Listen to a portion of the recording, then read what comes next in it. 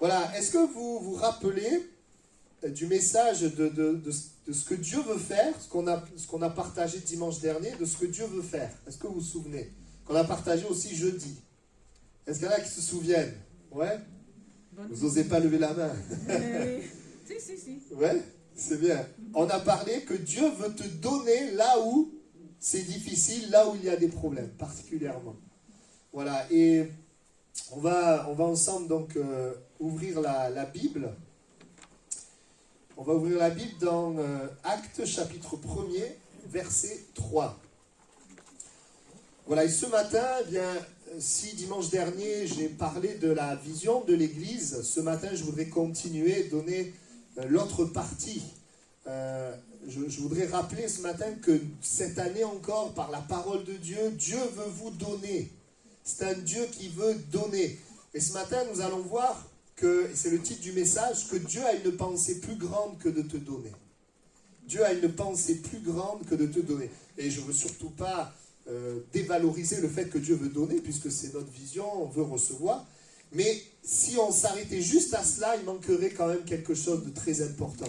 Et c'est ce qu'on va voir ce matin. Le texte qu'on lit, il est important, puisque nous découvrons finalement les vraies dernières paroles de Jésus avant de partir. Souvent, quand on parle des paroles de Jésus, on parle des paroles de Jésus avant qu'il meure à la croix, mais là, je voudrais qu'on voit qu'est-ce que le Seigneur a dit avant qu'il monte au ciel. Et nous lisons Actes chapitre 1er, verset 3. « Après qu'il eut souffert, il leur apparut vivant et leur en donna plusieurs preuves, se montrant à eux pendant 40 jours et parlant des choses qui concernent le royaume de Dieu. Amen. » Voilà, qu'est-ce que Jésus a fait pendant 40 jours? Il a parlé des choses qui concernent le royaume de Dieu. Autrement dit, son royaume, ou le royaume de son Père, le royaume de Dieu. On a vu dans le premier message que Dieu veut donner. Et quand Jésus vient sur la terre, Jésus montre cet aspect de ce Dieu qui veut donner. Pourquoi? Mais parce que quand Jésus vient sur la terre, il vient faire quoi? Il vient donner. Il vient donner la guérison. Tous les malades qui se sont approchés de Jésus, ils ont reçu la guérison. Il vient donner la délivrance. Il vient donner la provision. Il multiplie. Il vient donner des miracles. On peut dire que quand Jésus vient, il vient donner. Vous êtes d'accord avec moi? C'est pour ça qu'en tant qu'Église, on veut recevoir. Amen.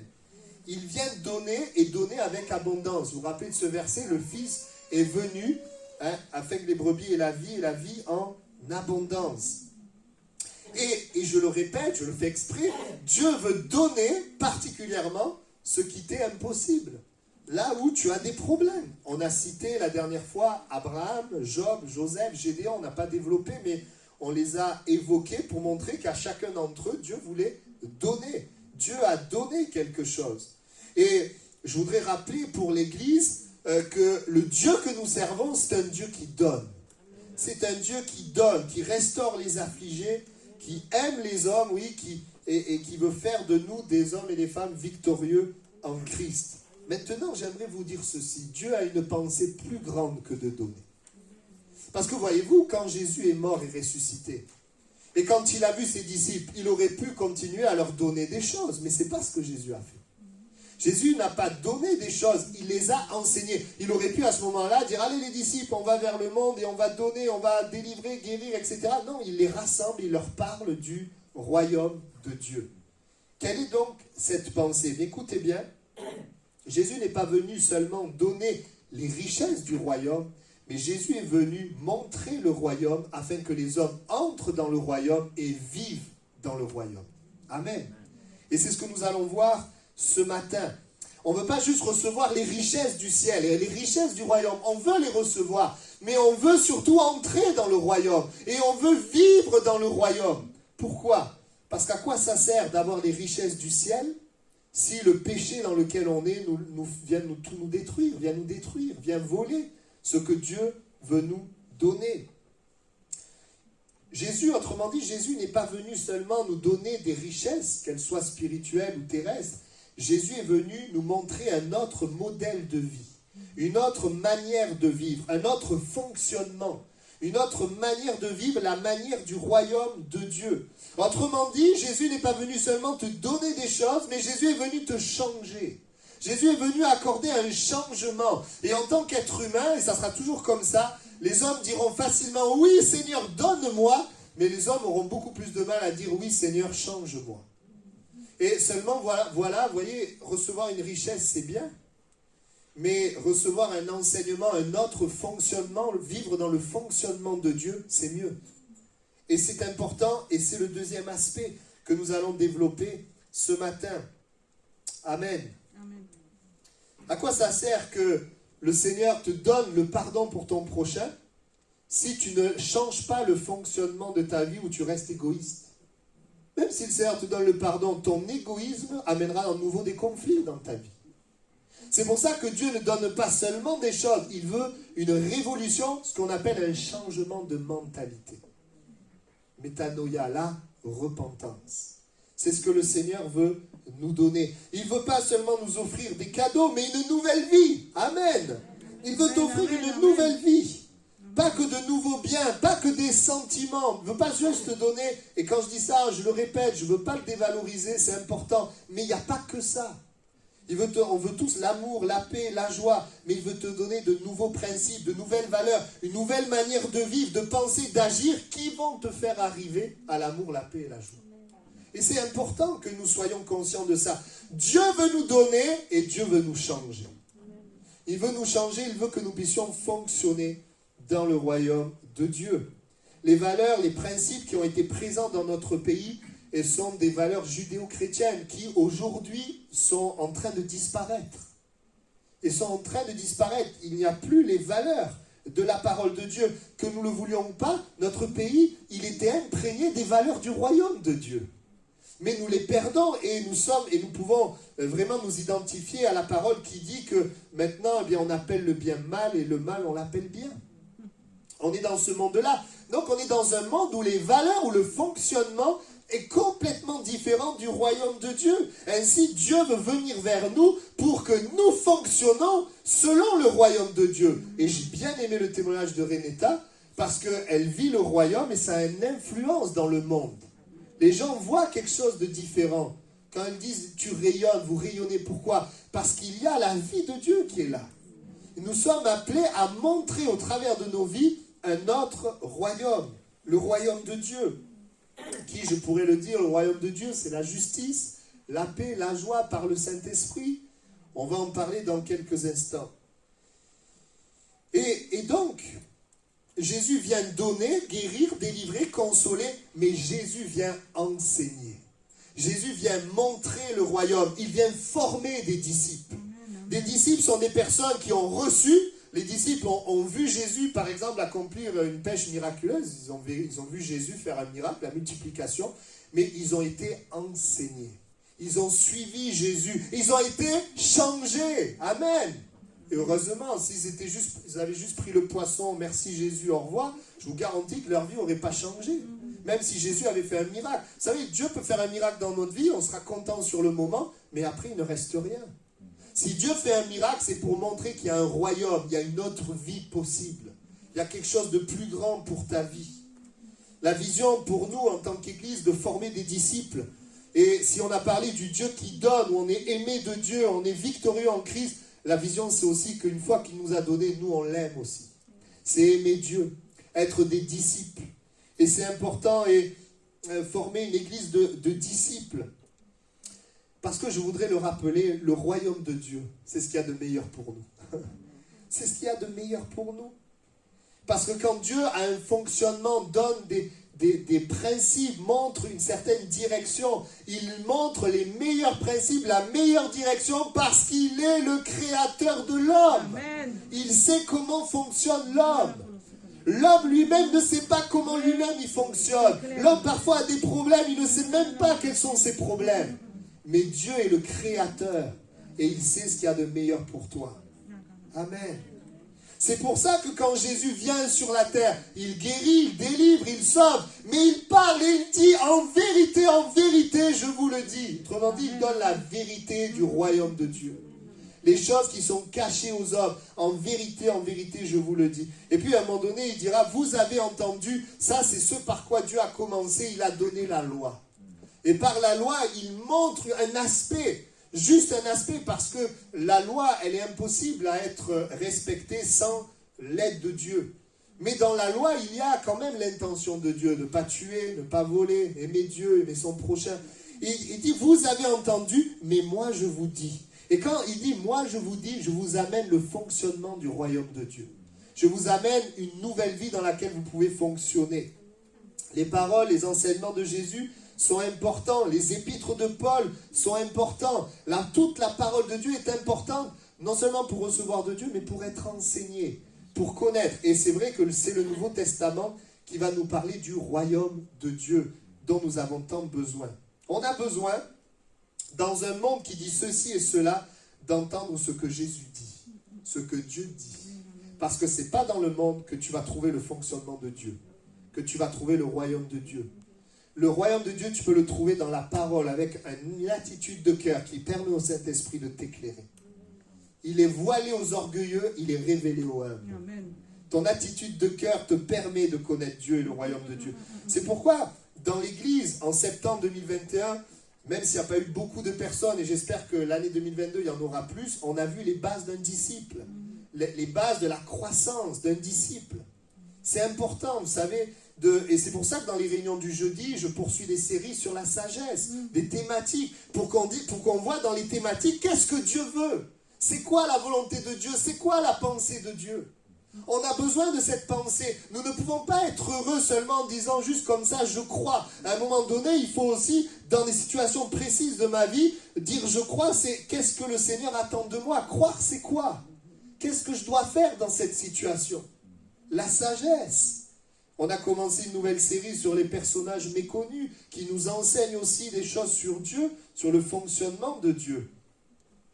Et j'aimerais vous dire ceci, l'amour de Dieu, c'est ses deux bras, vous donner et vous enseigner. Comme un père finalement. Moi je suis papa, j'ai des enfants, vous savez, je veux leur donner. Je veux veux qu'ils manquent de rien, mais je veux leur enseigner. Si je fais que donner, je fais des pourris gâtés. Et si je fais que d'enseigner tout le temps sans jamais leur donner, je suis un légaliste, dur. Donc, ces deux aspects sont importants. Je veux donner, c'est ça, aimer, mais je veux enseigner parce que je veux qu'ils croissent, qu'ils grandissent, qu'ils deviennent quelqu'un de responsable et un serviteur, une servante de Dieu. C'est ce que Dieu veut faire avec nous. Seulement l'homme, je vous le répète, il est plus disposé à recevoir qu'à être changé. Mais la vraie richesse, c'est qu'on soit changé. Amen. Le Père, il fait cela. Gloire à Dieu. Et la vision de l'Église est de recevoir de Dieu, mais aussi de changer. Vous savez, je voudrais comparer l'action de Dieu, le fait de donner et recevoir à une pomme, et l'enseignement de Dieu à une graine de pommier. Si je vous disais, tu veux une pomme ou une graine de pommier? Si tu prends la pomme, sur le moment c'est agréable, tu la manges, c'est merveilleux. Mais au bout de 3 minutes, il n'y a plus rien. Si tu prends la graine de pommier, sur le moment, tu ne peux pas en profiter. Tu ne vas pas manger la graine. C'est pas agréable sur le moment. Mais si tu la plantes, si tu en prends soin, tu l'arroses, tu la mets au soleil, et que tu fais ça dans le temps, à la fin, tu auras un pommier avec des pommes.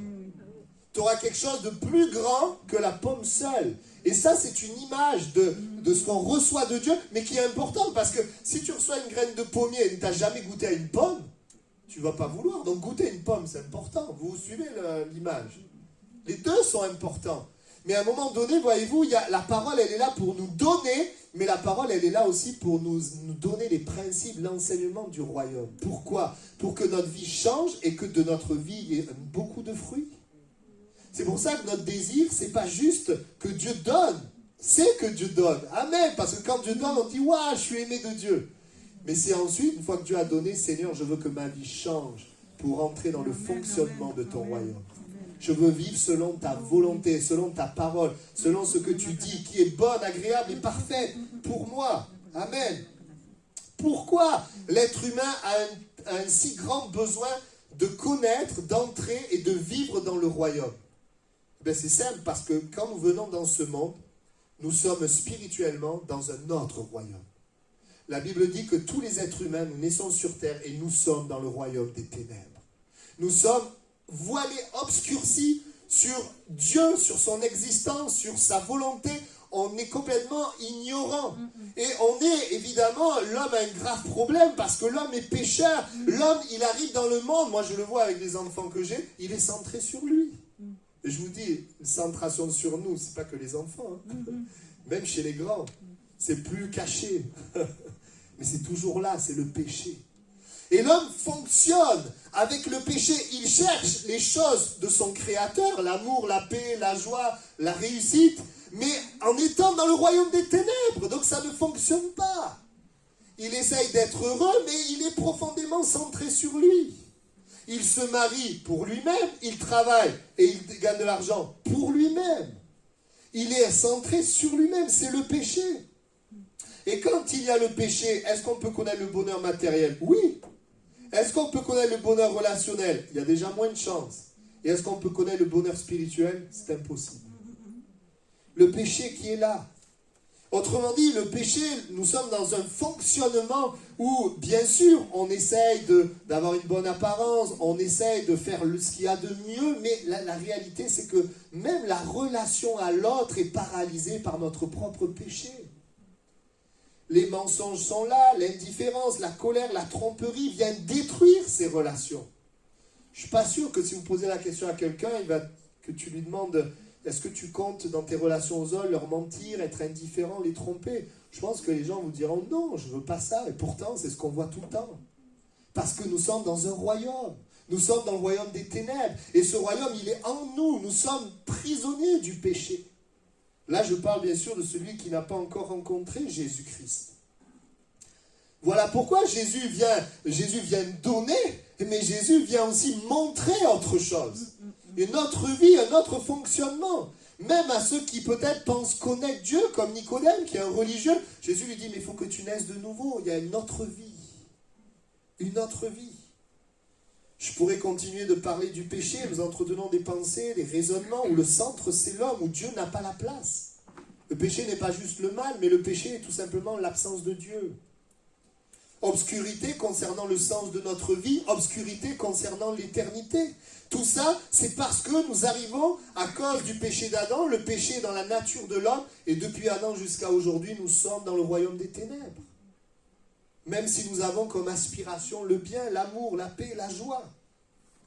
Nous voyons les foyers où la colère, l'impureté font des ravages. Nous voyons le résultat dans les cœurs, tristesse, amertume, crainte, des foyers, des couples qui éclatent.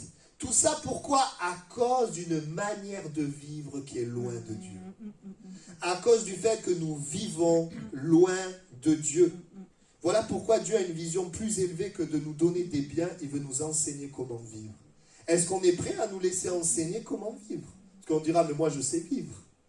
Tu sais peut-être vivre, mais Dieu a une vie et une vie en abondance. Une vie supérieure. Et voici, et nous allons développer ces points, Dieu a une pensée plus élevée que te donner les richesses du royaume. Premièrement, il veut que les hommes connaissent le roi et son royaume. Premièrement, il veut que tu connaisses, parce que ce qui détruit nos vies, c'est l'ignorance. C'est qu'on ne sait pas où est Dieu, qui est Dieu, comment fonctionne Dieu. Tout le monde parle de Dieu et le met, excusez-moi, à toutes les sauces, mais ce qu'on veut, nous, c'est la vérité. Parce que c'est la vérité qui nous change, qui nous affranchit. Connaître Dieu, pourquoi connaître le royaume de Dieu, le roi et son royaume? À quoi ça sert de connaître un royaume qu'on ne voit pas? Puisque Dieu, on ne le voit pas physiquement. Puisque le royaume de Dieu, on ne le voit pas. Je vous pose la question, à quoi ça sert de connaître? Je vous donne 3 réponses à cela. Premièrement, parce que le royaume de Dieu, c'est ce qu'il y a de meilleur. Ça, c'est la première raison. Le royaume de Dieu n'est pas le manger et le boire, mais la justice. Est-ce que les hommes ne veulent pas la justice? La paix, est-ce que les hommes ne veulent pas la paix profonde? La justice, la paix, la joie, est-ce que les hommes ne veulent pas une joie qui est supérieure à la joie des fêtes? La paix, la joie, la justice, la paix, la joie par le Saint-Esprit. J'aimerais vous dire, il n'y a pas de joie sans paix, il n'y a pas de paix sans justice, et il n'y a pas de justice sans le royaume de Dieu. Et nous avons besoin, les uns des autres, tu as besoin de savoir que le royaume de Dieu, en fait, c'est le règne de Dieu. Et quand je dis royaume de Dieu, on imagine le ciel où Dieu règne, et c'est vrai, mais on va voir tout à l'heure que le royaume de Dieu, nous pouvons le vivre à l'intérieur de nous. Parce que nous sommes sur une terre où c'est pas le royaume de Dieu, c'est le royaume des ténèbres. Et nous pouvons vivre le royaume de Dieu dans le royaume des ténèbres, au milieu du royaume des ténèbres. Parce que c'est le meilleur. La Bible dit, vous avez été attentifs, le royaume de Dieu, c'est justice, paix, joie, par le Saint-Esprit. C'est-à-dire que le Saint-Esprit, c'est l'agent du royaume. Et la Bible dit que le résultat, quand le Saint-Esprit est là, le royaume de Dieu, c'est quoi? Le résultat, c'est quoi? L'amour, la paix, la joie, la bonté, la patience, la bienveillance, la fidélité, la foi, la douceur, la maîtrise de soi. Bienvenue dans le royaume de Dieu. Est-ce qu'on n'a pas besoin de cela? Oui. On a besoin de cela. Ça, c'est ce qu'on appelle le fruit de l'esprit. Mais la Bible parle aussi des dons de l'esprit. Parce que le royaume de Dieu, c'est la puissance. Est-ce qu'on n'est pas dans un monde où on est sans arrêt incapable de certaines choses? Face à la maladie? Face à des situations difficiles?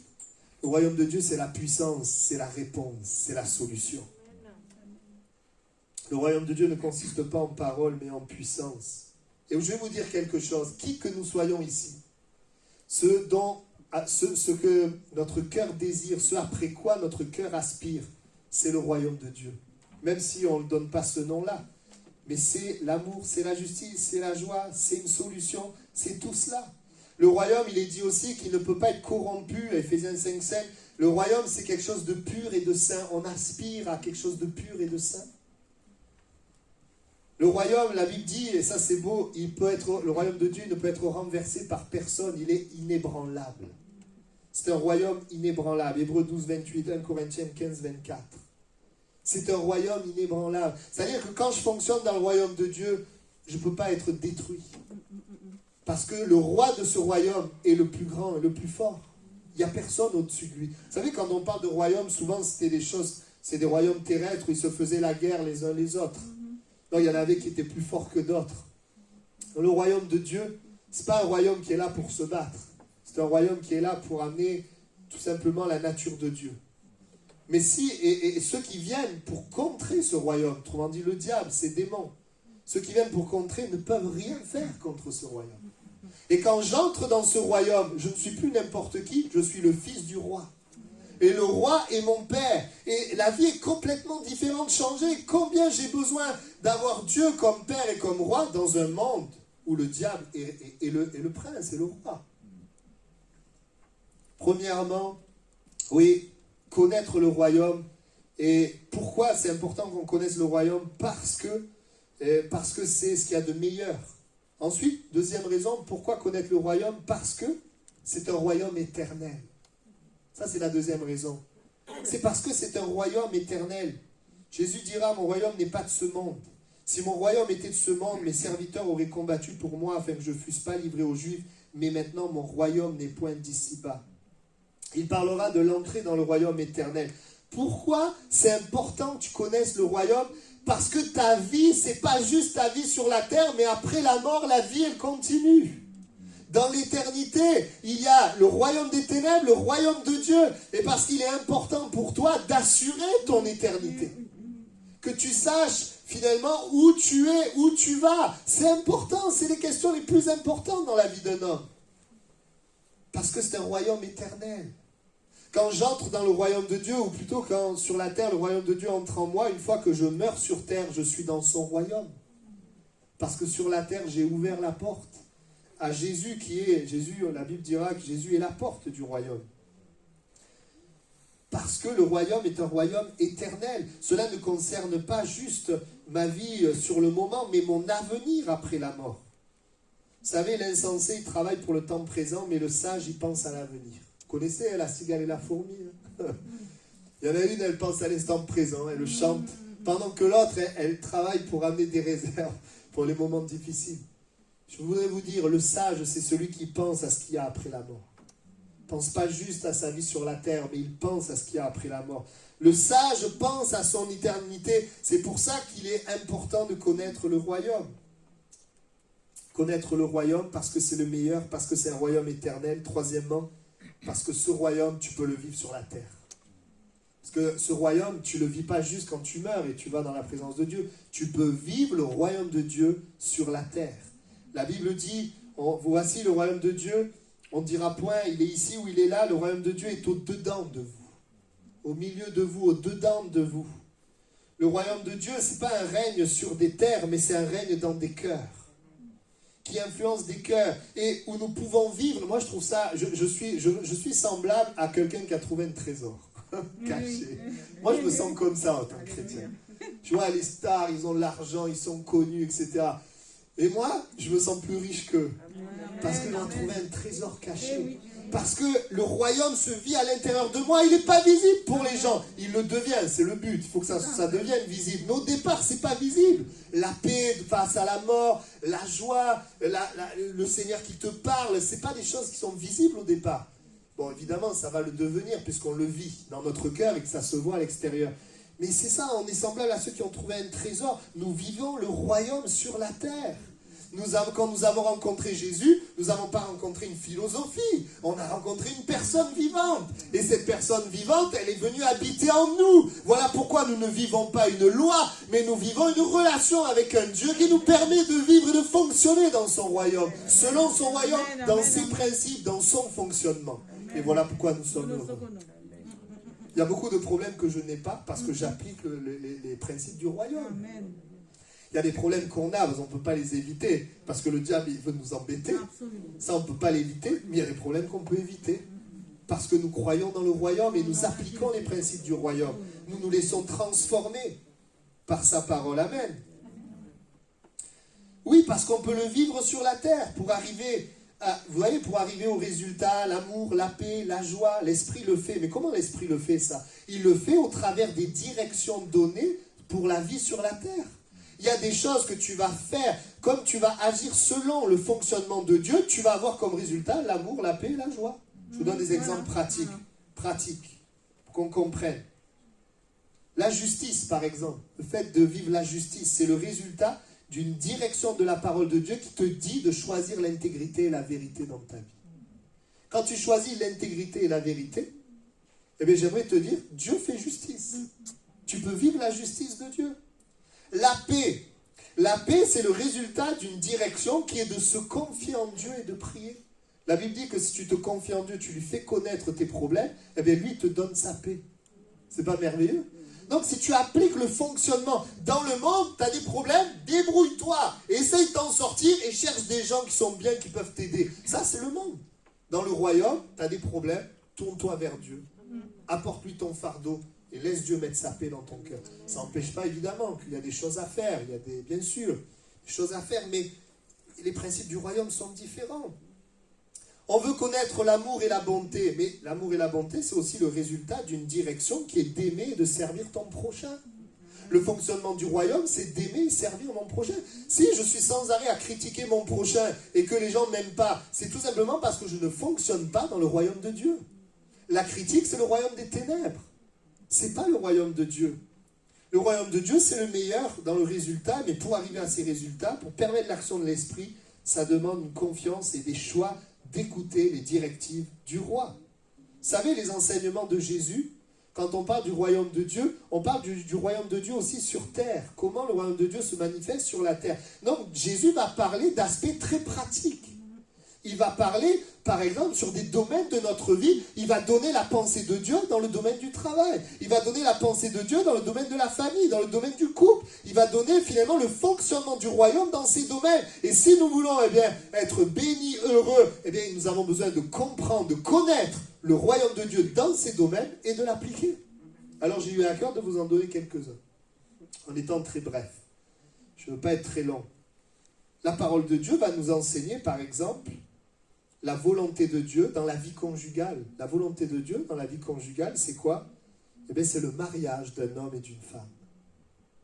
Et l'Écriture nous dit que l'homme et la femme qui se marient ne se mettent pas sous un joug étranger. La parole qui est donnée du joug étranger ne concerne pas que l'aspect du mariage, elle concerne aussi d'autres aspects, mais elle comprend l'aspect du mariage. Vous voyez, des fois on est là, on voudrait être heureux, mais on n'agit pas selon la pensée de Dieu. Comment tu vas pouvoir vivre le plan de Dieu avec quelqu'un qui va dans une autre direction? Comment c'est possible? Tu te maries avec quelqu'un qui lui ne croit pas en Dieu, toi tu crois en Dieu, et tu penses que tu vas pouvoir connaître la paix, mais c'est pas possible. Tu ne vas pas connaître la paix. La paix là, elle va être liée au choix que tu fais que de dire, Seigneur, moi je veux ta pensée dans le mariage. Et j'applique ta pensée dans le mariage, je crois que c'est ce qu'il y a de meilleur pour moi. Alors bien sûr, il y a aussi ceux qui ont le don de célibat. Bon, je fais une parenthèse sur cela. Et ceux-là, ceux qui ont le don de célibat, ils sont heureux comme ça, il n'y a pas de souci. Mais on voit la pensée de Dieu. Jésus va donner la direction, même pour un couple, il va parler de la fidélité qui doit être là, même dans nos pensées. Il va dire, tu ne commettras pas d'adultère. Je ne sais pas pourquoi je sens l'attention de l'auditoire qui diminue. Non, restez avec moi. Hein. Tu ne commettras point d'adultère. Moi, je vous dis que quiconque regarde une femme pour la convoiter a déjà commis un adultère avec elle dans son cœur. Le Seigneur, la pensée de Dieu, le fonctionnement du royaume dans le couple, c'est d'être fidèle à ton conjoint, même dans tes pensées. Alors vous me direz, c'est pas facile, mais est-ce que tu n'aimerais pas que la personne qui est avec toi, elle soit fidèle dans ses pensées envers toi? Je pose la question. Est-ce que c'est pas ce qu'il y a de meilleur? Alors vous me direz, c'est compliqué, c'est difficile. Ben oui, si c'est juste une loi que tu essaies d'appliquer par toi-même, c'est impossible. Mais j'ai une bonne nouvelle, c'est que quand tu es dans le royaume, tu as le roi qui te donne la force de vivre ça. Mais il le fait à condition que toi, tu le crois, tu l'acceptes. Vous voyez, on peut prêcher la parole, mais si vous fonctionnez dans le royaume des ténèbres, vous serez malheureux. La parole, elle est prêchée afin qu'elle nous change. Et je dis, Seigneur, plus de ton royaume dans ma vie. Vous savez, je suis quelqu'un, j'aime bien me plaisanter. Mais ça, elle le sait, beaucoup ils le savent. Mais je fais très attention que même si je plaisante et je tourne en dérision, que la personne avec qui je fais ça, ça ne soit pas une critique ou ça ne l'affecte pas. Sinon, je pêcherai devant Dieu. Là, il y a des personnes, on peut rire de beaucoup de choses. Et c'est positif, il n'y a pas de... Puis il y a d'autres où ça ne serait pas une bonne chose. Nous voulons fonctionner dans le royaume de Dieu, faire ce qui plaît à Dieu. Regardez dans nos paroles, notre différence entre ce qui se fait dans le royaume des ténèbres et le royaume de Dieu. Regardez dans le royaume, je dirais des ténèbres, ou je dirais dans la vie de tous les jours, nos paroles, en fait, c'est un peu comme on veut. Et puis quand vraiment, là on dit la vérité, on dit je te le jure, tu vois, je te promets sur la tête de je sais pas qui, bon. Vous avez entendu ça? Comme si en fait, bon, quand je jure pas, c'est oui ou c'est non. Et puis quand je jure là, c'est que c'est vrai. Mais dans le royaume de Dieu, que ton oui soit oui, ton non soit non. Il n'y a pas besoin de jurer parce que tout ce que tu dis doit être vrai. Absolument. Ça c'est le royaume. Bienvenue dans le royaume de Dieu. Je vous garantis que si on vit l'église dans le principe du royaume dans les paroles, mais on sera béni. Voilà une différence de fonctionnement. Je ne vais pas dire ce qui m'arrange, mais je vais dire la vérité. Et si dire la vérité, ça amène des complications, je vais prier. Je vais dire, Seigneur, comment faire là?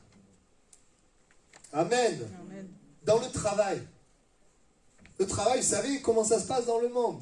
On veut gagner le plus possible en faisant le moins possible. Ça, bienvenue dans le fonctionnement du monde. Oui ou non? Je veux gagner le plus possible en faisant le moins possible. Dans le royaume de Dieu, c'est pas comme ça que ça marche. Dans le royaume de Dieu, Dieu nous dit de ne pas être paresseux. De ne pas profiter de l'assistanat. Il y a des moments, on est assisté, on a besoin d'aide. Comme Renata le disait, il y a des moments, merci Seigneur. On peut tous connaître, Paul le dit lui-même, il a connu l'abondance, il a connu la disette. Mais on n'est pas appelé à rester tout le temps dans la disette. Dans l'assistanat. Moi, on a connu des gens, ils ne voulaient pas être guéris par Dieu parce qu'ils avaient un bénéfice d'handicapé, de l'argent. Donc, s'ils étaient guéris, ils n'auraient plus ça. Ils n'avaient plus ça. On n'est pas dans cette mentalité-là. Et en tant qu'enfant de Dieu, on veut recevoir de Dieu, mais on veut la mentalité du royaume de Dieu. Alors, je suis désolé, ce matin, je vais être un peu plus long que d'habitude. Vous devez partir, je vous laisse partir, mais je voudrais continuer.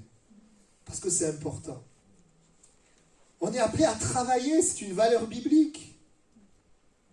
Alors on est appelé, c'est vrai, à travailler dans le repos, mais dans notre cœur, on est censé être dans le repos, mais on est appelé à travailler, et à travailler dans l'intégrité. L'intégrité. Pas chercher toujours à ramener la couverture sur nous, mais à bénir les autres, même dans le travail. Parlons de la famille. Qu'est-ce que le royaume nous enseigne? Pour les parents, je vais faire un résumé parce que je ne peux pas développer ça et ce n'est pas le thème là, mais pour les parents, Dieu dit, le royaume de Dieu, c'est d'éduquer les enfants, aussi ne pas les irriter. C'est deux directions, par exemple, qui sont très claires dans la parole. Pour les enfants, le royaume de Dieu, quel est le désir de Dieu dans la relation enfant-parent? La Bible dit que les enfants doivent honorer leurs parents. Et à chaque fois que nous sommes dans le fonctionnement du royaume, dans les relations, que ce soit familiales, travail, etc., eh bien, nous glorifions Dieu et nous sommes les premiers bénis, en fait. Regardez, dans les relations humaines, accrochez-vous, les relations humaines. Combien c'est pas facile d'avoir la paix, la justice. C'est pas toujours facile, hein, aimer des gens difficiles, aimer des gens qui ne peuvent pas nous le rendre. Vous savez, dans le monde, aime les gens qui t'aiment. C'est comme ça que ça marche. Si on te fait du bien, fais-leur du bien. Mais si on te fait du mal, ben rends-leur le mal. Et dans le royaume de Dieu, c'est différent. Dieu dit, aime ceux qui ne peuvent pas te le rendre. Aime ceux qui te font du mal. Ça va? C'est Dieu qui permet, qui nous donne la force de ça. Ce qu'on ne voit pas, ce qu'on ne sait pas, c'est que quand tu aimes ceux qui te font du mal, tu es en train de leur permettre de changer. Ça ne veut pas dire qu'ils vont changer, mais tu leur tends la main, en fait. Tu voyez, les charbons ardents sur la tête, c'est que dans leur conscience, il y a quelque chose qui se passe. Mais comment ça se fait? Moi, je lui fais du mal et lui, il m'aime en retour. Et combien de témoignages de gens qui ont vu leur vie changer, ils ont été amenés à la repentance.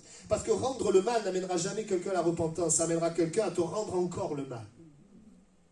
Alors, bien sûr, dans rendre le mal, il y a la notion de justice qu'on retrouve dans la loi. Mais la justice de Christ est au-delà et au-dessus de cela. Dans les relations humaines. C'est pas facile d'aimer quand les gens sont différents de toi. Vous savez? C'est pour ça qu'il y a des gens qui ne veulent pas d'église. Ils ne veulent pas d'église parce qu'ils n'ont pas envie d'être au contact de gens qui sont différents. Il y a ceux qui sont tout le temps là, qui ne parlent jamais. Il y a ceux qui sont très expressifs. Il y a ceux qui parlent tout le temps. Il y a ceux qui disent ça, il y a ceux qui sont là. Il y a ceux qui sont de telle culture, d'autres cultures. Il y a ceux que, excusez-moi, on ne peut pas blairer. Alors si c'est votre cas, il faut régler ça. Hein. Non, l'église, elle est là justement pour nous apprendre à aimer. Donc vous savez, quelqu'un qui ne veut pas d'église, c'est quelqu'un qui ne veut pas du royaume de Dieu dans les relations. Il ne veut pas les principes du royaume, il préfère les principes de la terre qui est d'aimer ceux qui t'aiment. Oui, dans le rapport au bien, le royaume de Dieu nous dit que ce n'est pas un problème d'avoir de l'argent, ce n'est pas un problème d'avoir des biens, mais il nous dit de ne pas être cupide. Il nous dit de ne pas attacher notre cœur au bien et à l'argent. Dans le monde, plus t'en as, plus t'en veux. Le royaume de Dieu est là pour nous montrer que nous ne pouvons pas servir deux maîtres. Nous cherchons en premier les choses de Dieu, la justice de Dieu, et la Bible dit que Dieu nous donne ce dont nous avons besoin. Amen. Je pourrais parler également du fonctionnement du royaume de Dieu dans la relation avec Dieu. Parce qu'à l'époque de Jésus, il y avait beaucoup de religieux qui avaient une relation avec Dieu, mais pas dans la pensée de Dieu. Ils priaient pour montrer aux hommes qu'ils prient. Ils avaient une relation avec Dieu qui finalement était centrée sur eux-mêmes. Notre relation avec Dieu, elle n'est pas pour montrer aux gens, elle est vraiment par rapport à Dieu lui-même. Dans la relation avec Dieu, Dieu dira, demandez, vous recevrez, afin que votre joie soit parfaite. Certains ont une relation avec Dieu où ils ne s'attendent jamais à recevoir. Ils font tous leurs efforts pour atteindre Dieu, ils sont fatigués. Pourquoi? Parce qu'ils ont un fonctionnement dans la relation avec Dieu qui ne correspond pas à la pensée de Dieu. Et donc ils sont épuisés. Voilà pourquoi nous avons besoin de connaître le roi, connaître le royaume et son fonctionnement. Maintenant, dans quel but on veut connaître le roi et le royaume? Vous savez dans quel but? Pour y entrer. Pourquoi? Pour y entrer, pour que nous entrions dans le royaume. Dieu a une vision plus élevée que donner les richesses du royaume, c'est que les hommes entrent dans son royaume, le salut des âmes. La vision élevée de Dieu. Bien sûr, on ne peut pas entrer dans son royaume sans goûter aux richesses du royaume, c'est vrai.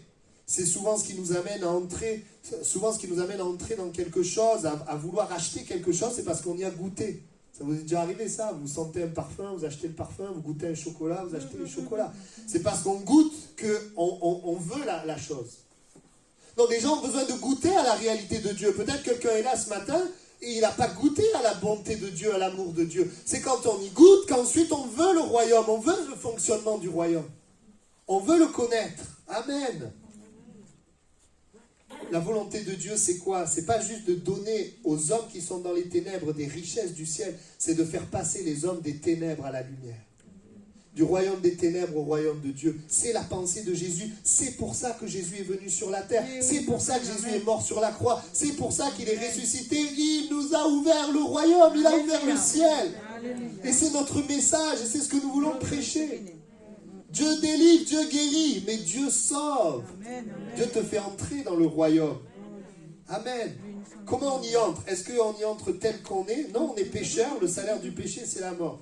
Est-ce qu'on y entre changé? Non, parce qu'aucun homme ne peut se changer. Alors comment on y entre? Eh bien, on y entre tel qu'on est avec Jésus. Tel qu'on est avec Jésus, parce que c'est Jésus qui nous permet d'être pardonnés. C'est Jésus qui nous fait entrer dans le royaume. Tu veux être sauvé? Cherche pas à changer quelque chose en toi. Viens à Jésus. Saisis Jésus. Crois en Jésus. Accepte Jésus. Si pour toi c'est flou, poursuis Jésus. La Bible dit que Jésus c'est l'agneau de Dieu, le pur, qui ôte le péché du monde par sa mort et sa résurrection. Il enlève ton péché, ou encore la Bible dit, il te transporte du royaume des ténèbres dans le royaume de Dieu.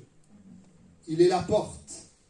Et c'est par la foi en Jésus que nous sommes acceptés dans le royaume de Dieu.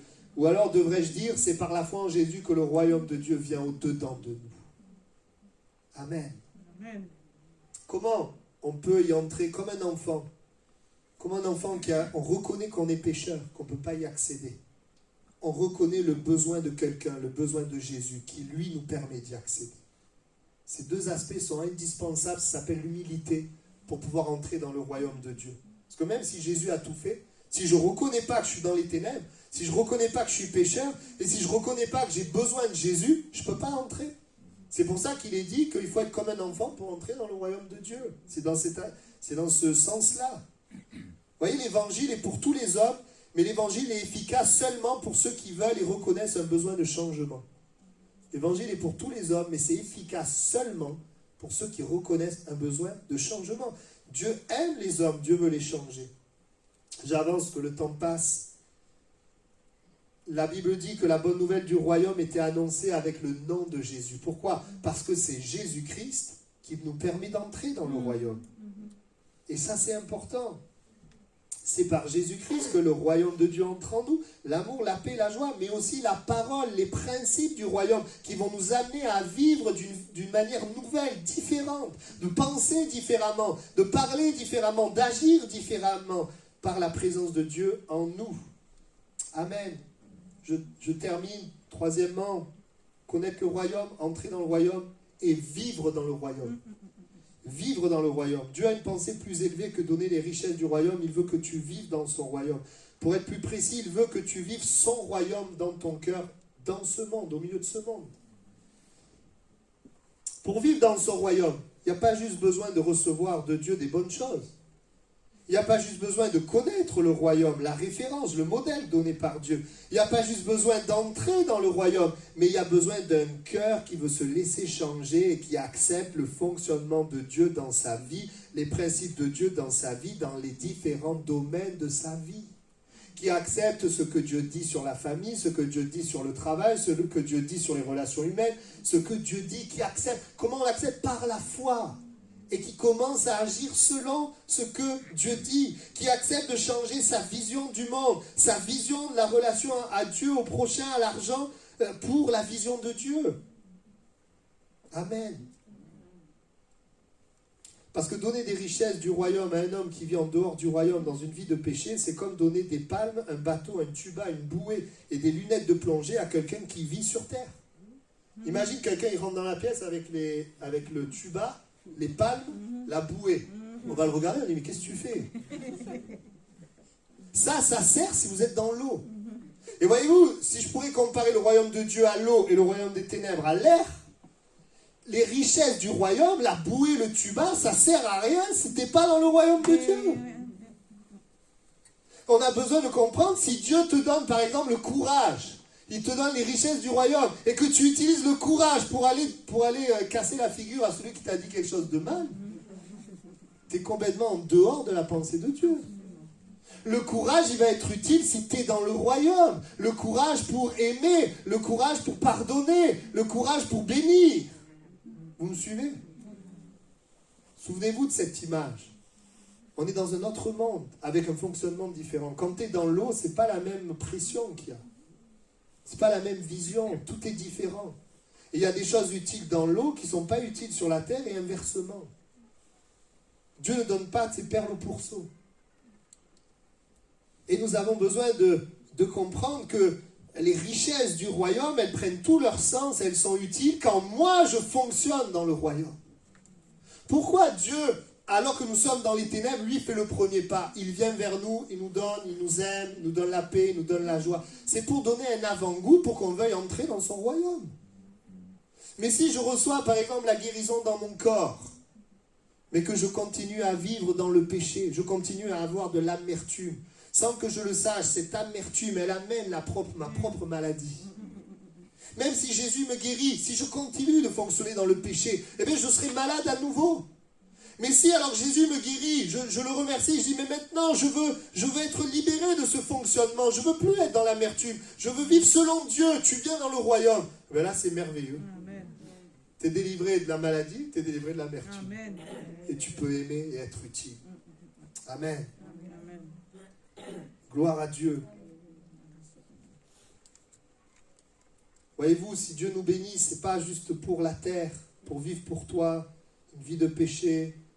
Il ne va pas te donner la liberté pour te détruire ou une force pour réussir sans lui.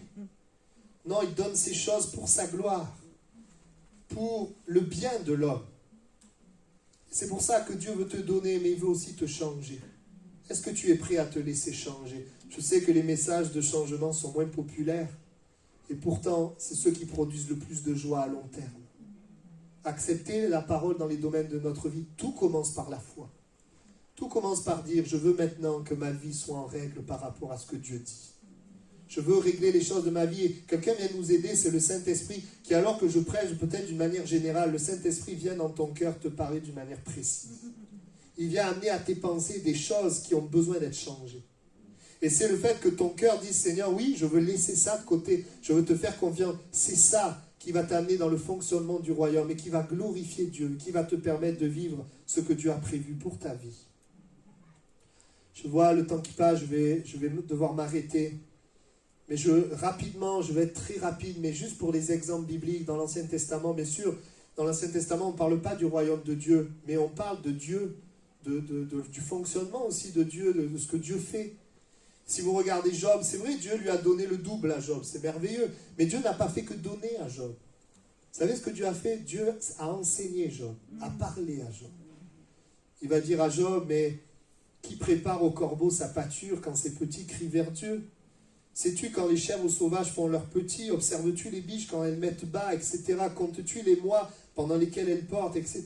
Et Dieu va montrer à Job qui il est, sa puissance. Dieu va lui parler. Et au travers de l'image de Job, on voit que Dieu ne veut pas juste donner le double à Job, mais Dieu se révèle à Job. C'est pour ça que Job va dire, mon oreille avait entendu parler de toi, mais maintenant mon œil t'a vu. Et ça, c'est la pensée de Dieu. La pensée de Dieu est de te donner, mais la pensée de Dieu est de te rencontrer, de te connaître, de vivre avec toi. Ça, c'est la pensée de Dieu. Si vous prenez l'histoire de Joseph, oui, Dieu lui a donné, au travers d'un songe, tout de suite, Dieu a montré son élévation. Gloire à Dieu. Mais Dieu avait une pensée plus grande que de donner à Joseph l'élévation. Il avait la pensée que Joseph soit finalement un des exemples les plus parlants de Christ. Dieu avait la pensée, et ça s'est fait évidemment au travers du contact que Joseph avait avec Dieu, la pensée que Joseph non seulement soit élevé, mais soit un instrument de pardon, un instrument de provision, une référence d'intégrité face à cette femme qui a menti. Il va refléter Dieu et il va être en contact avec Dieu. Il va être une source de bénédiction pour les peuples et les nations. Et je peux vous dire que dans son rapport à son prochain, Joseph a changé. Je peux vous dire que Dieu n'a pas juste élevé Joseph. Sinon, il aurait pu le faire rapidement. Mais Dieu s'est révélé à Joseph. Dieu s'est servi de Joseph. Dieu a amené les choses de son royaume, qui sont l'amour, le pardon dans la vie de Joseph. Je pourrais vous parler de Gédéon. Dieu a une pensée plus grande que de donner la victoire à Gédéon. Dieu va se révéler à Gédéon. Dieu va lui montrer comment il fonctionne. Il va lui dire, vous êtes trop nombreux, vous allez diminuer. Parce que la victoire, pour que Dieu soit glorifié, il faut que vous soyez moins nombreux. Dieu va lui parler. Quand il est dans la peur, Dieu va lui donner un signe. Juste avant la victoire, il va entendre dans le camp des ennemis que Gédéon va gagner. Il va y avoir une relation avec Dieu, des choses qui vont se passer.